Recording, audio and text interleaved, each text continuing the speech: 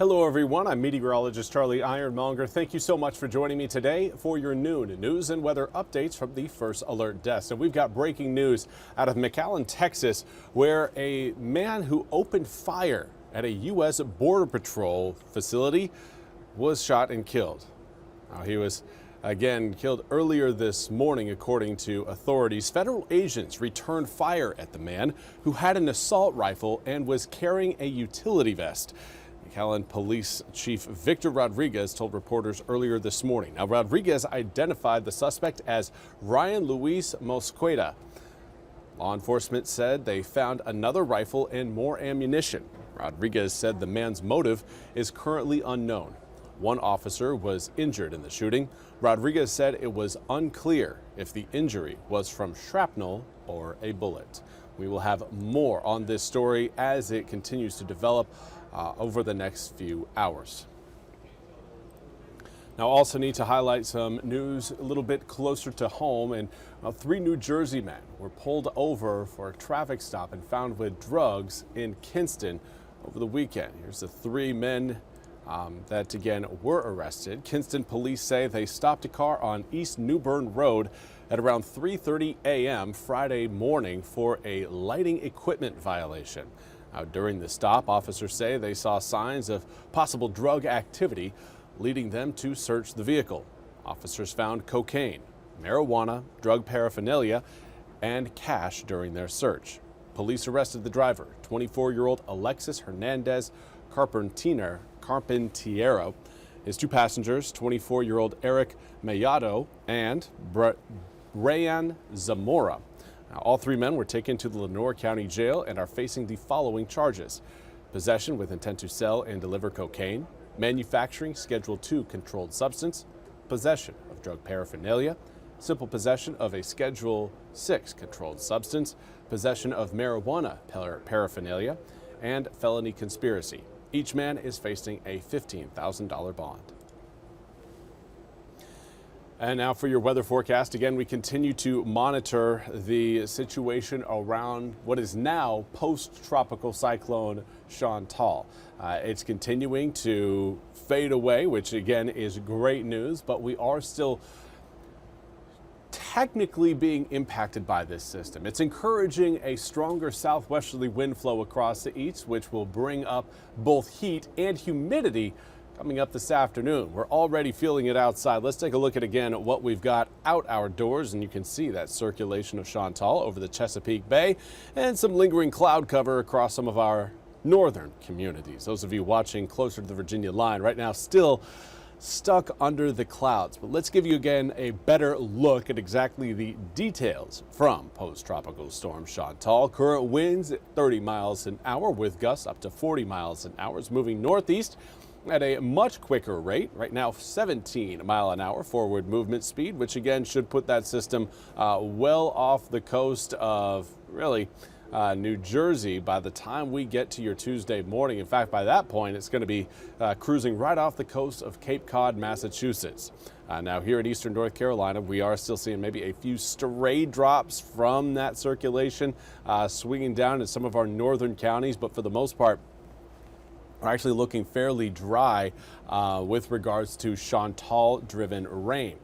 We are seeing some streaks of rain right now across the Albertson area in Duplin County, slowly extending their way closer to Kinston in Lenoir County. Just a little bit of some rain, certainly nothing all that heavy. Some light drizzle coming down, nothing you need to worry about. We will have some stronger storms moving in later on this afternoon, though, as air temperatures are expected to rise into the low 90s. In fact, already there in Kenansville as well as Kinston, both coming in at 90 degrees. We've got 88 currently in New Bern as well as Greenville, 87 in Swan Quarter, Washington, Jacksonville, Goldsboro, and Rocky Mount.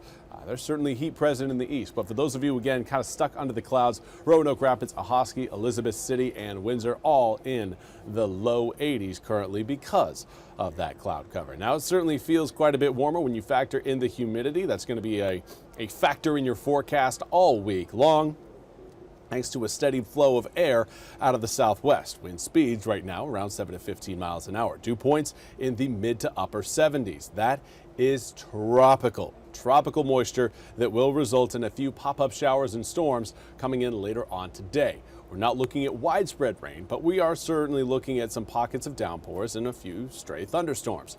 Those will be gone after sunset. Again, heat-driven storms tend to fade away fairly quickly when you remove the heat from them. Coming up for tomorrow, starting out mostly sunny, a little bit of cloud cover across maybe a few areas, but for the most part, mostly sunny skies as we kick off your Tuesday. And then Tuesday afternoon, again, a slightly better chance of some spotty showers and storms, a little bit better coverage tomorrow, but similar setup in that afternoon and evening showers and storms will fade once we get past 8 p.m. at night. Again, heat-driven rain, losing out on the heat, gradually falling apart. Now we do need to keep our eyes further back towards the west as a stronger frontal boundary will approach the east, moving in on Thursday. Right now, that frontal boundary is dipping its way down out of Canada. There you can see those rain showers extending from kind of the northern portion of, well, kind of northeastern portion of Minnesota, right around the Duluth area, extending all the way down into Oklahoma and even Texas. So this is going to be a sizable frontal boundary, some cooler air riding behind it, but a lot of that cool air will struggle to fully make it into eastern North Carolina. We'll see all the rain showers out of that system. The question is, how far will our dew points drop? How dry will our air get? And right now it's not looking like we're going to be seeing a major drop off. Overnight lows in the upper 70s for Tuesday night and Wednesday night again point to a very humid atmosphere as we head towards the middle of the week. Then after that, after the rain showers and thunderstorms roll in on Thursday, those overnight lows start to come back down into a more reasonable mid-70s range. But are we really going to be able to tell a difference between a dew point in the upper 70s to mid-70s? Both are going to be feeling fairly uncomfortable, so I really doubt it's going to change much just for your daily forecast if you're out and about coming up Friday, Saturday, or Sunday. It will still be humid. And again, we will maintain at least a chance of rain, but the wet days certainly coming up this week. Thursday as well as Friday, heavier rain showers, more widespread rain will allow for everyone to get in the mix. And again, we had some heavy rain showers yesterday as Chantal moved through. Not nearly as much, of course, as what we saw off on the western side of I-95. But again, we had several inches come down across pockets of eastern North Carolina. A couple days where we're just seeing some relatively dry conditions, just some afternoon pop-up showers and storms should serve us well in being able to handle the next round of rain that comes through by the time we get to really the tail end of this work week. Now, that's all we have time for today's noon news and weather update from the First Alert Desk. I want to thank you all so much for joining me today. We'll be back with more news and weather coming up at the top of the hour. Until then, I hope you all have a wonderful Monday.